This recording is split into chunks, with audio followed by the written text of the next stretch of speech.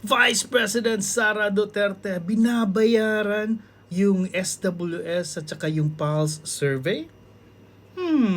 Kaya ba palaging nasa 30, 40%, 50% yung mga ratings niya tapos si BBM nasa negative?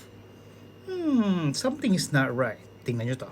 So we're talking about a different time now na yung mga survey ngayon, nangunguna pa rin po si si Vice President Sara Duterte. Binabayaran lang nila yung pulse station at SWS. Magbayaran na. Paano niyo po alam? Meron po ba kayong ebidensya na binabayaran nila? Wala nga siyang ginagawa. Abroad lang siya ng abroad. And wala naman siya. You cannot see any solid accomplishments of Sara.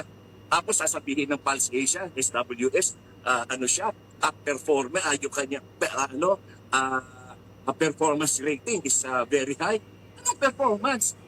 Kasinungalingan yan. Bayaran kasi yung SWS sa Pulse Asia. Naku, Secretary, meron po ba kayong meron po ba kayong basehan or proof para po masabi na bayaran sila? Nung bago palitan ng Smartmatic, ang ginagawa, sindikato yan Smartmatic at saka itong Pulse. Alam nyo na kung saan galing yan. Huwag na kayo magtaka kasi siya nga si pambansang Mga bobo! Mga bobo! yan. Our presidential advisor Larry Gadon nagsabi. Pero alam mo nyo naman kung galing sa kanya, alam nyo kung ewan ko kung may totoo pa ba sa sinasabi niya o hindi. But kayo na humusga. For now, let me know what you guys think. Cheers, bye!